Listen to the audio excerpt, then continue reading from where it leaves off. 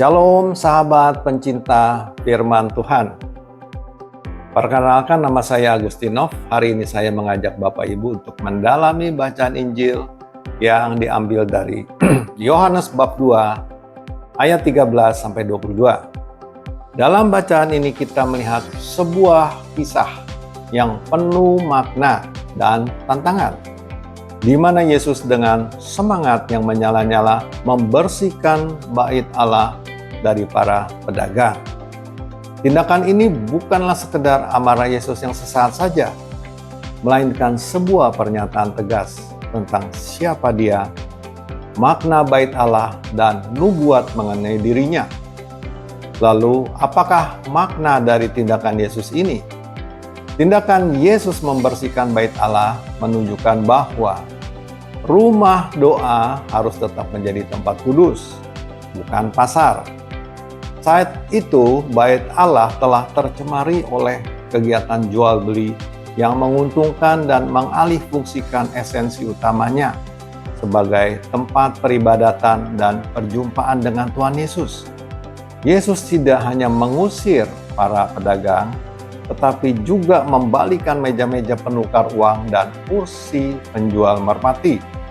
Hal ini menandakan penolakannya terhadap komersialisasi dan profanisasi hal-hal yang kudus, seperti halnya bait Allah itu. Di dalam kisah di atas, Yesus juga melakukan nubuat tentang bait Allah. Ini terjadi ketika orang-orang Yahudi menantangnya.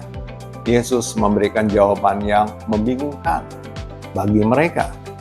Rombaklah bait Allah ini, dan dalam 3 hari aku akan mendirikannya kembali. Mereka mengira Yesus berbicara tentang bangunan fisik bait Allah yang dibangun dengan susah payah selama 46 tahun. Namun, Injil menjelaskan bahwa Yesus berbicara tentang bait Allah, yaitu tubuhnya sendiri, bahwa kematian dan kebangkitannya menjadi penggenapan nubuat ini. Tubuhnya yang disalibkan adalah bait Allah yang dirobohkan, dan kebangkitannya adalah pembangunan kembali bait Allah yang baru dan sejati, yang tidak terbuat dari batu, melainkan dari daging dan darahnya sendiri. Dari kisah di atas di dalam 1 Korintus bab 3 ayat 16, Rasul Paulus menjelaskan kembali dan mengatakan bahwa, "Tidakkah kamu tahu bahwa kamu adalah bait Allah dan bahwa Roh Allah diam di dalam kamu?"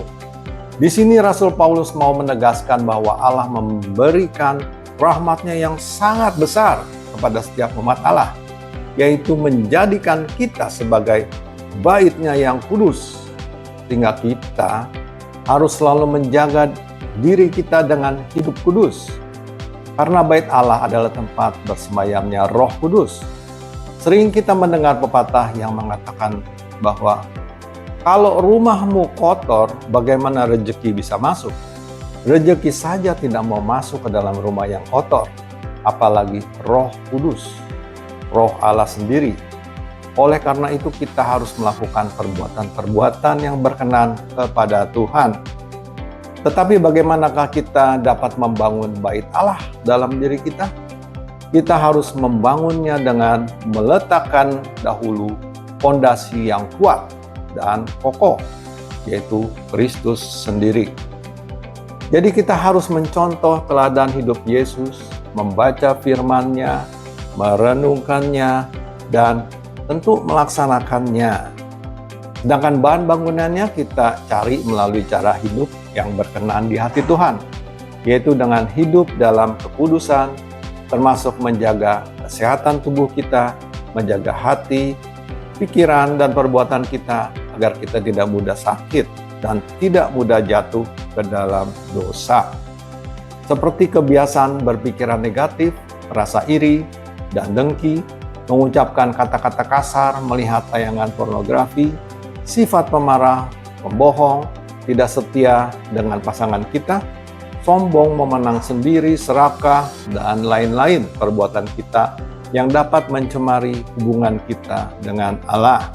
Yang kita anggap biasa-biasa saja, kita perbuat tanpa kita sadari, namun sebenarnya akan membinasakan bait Allah, yaitu diri kita sendiri. Karena ada tertulis di dalam 1 Korintus bab 3 ayat 17, jika ada orang yang membinasakan bait Allah, maka Allah akan membinasakan dia. Sebab bait Allah itu kudus dan bait Allah itu ialah kamu. Oleh karena itu dalam 1 Korintus bab 3 ayat 9, Allah mau menunjukkan bahwa Allah begitu mempercayai kita sebagai rekan sekerja Allah. Untuk apa? Untuk membangun bangunan bait Allah di atas dasar Kristus. Lalu apakah yang diharapkan Allah dari kita sebagai bait Allah? Di dalam bacaan Yehezkiel 47 ayat 1-12 menjelaskan bahwa bait Allah sungguh luar biasa kuasanya. Kita diharapkan dapat menjadi seperti sungai yang airnya keluar dari ambang pintu bait suci yang awalnya hanya sebatas mata kaki, lalu bertambah lagi dan semakin dalam lagi hingga menjadi sungai. Kemanapun air sungai itu mengalir, maka akan memberikan kehidupan bagi setiap makhluk hidup seperti berbagai macam ikan yang kecil maupun yang besar di dalam air sungai itu. Ikan-ikannya akan bertambah banyak yang menghidupkan penangkap-penangkap ikan di sekitarnya. Jadi apapun yang dialiri air sungai itu, sekalipun airnya asin, maka akan menjadi tawar sehingga semua makhluk yang berkeriapan dapat hidup. Kemudian disebutkan juga dalam Yehezkiel 47 ayat 12 bahwa pada kedua tepi sungai itu tumbuh berbagai macam pohon buah-buahan yang daunnya tidak layu dan buahnya tidak habis-habis. Setiap bulan pohon-pohon itu menghasilkan buah yang baru sebab mendapat air dari tempat kudus itu. Buahnya menjadi makanan dan daunnya menjadi obat. Sehingga semua yang bersentuhan dengan air sungai itu mendapatkan kelimpahan berkat Allah.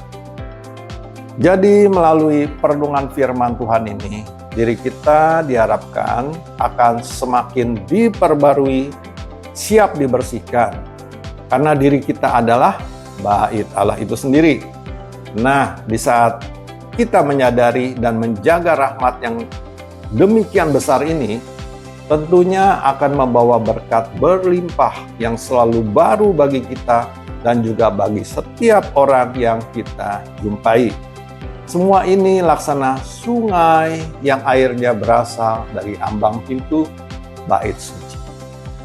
Amin.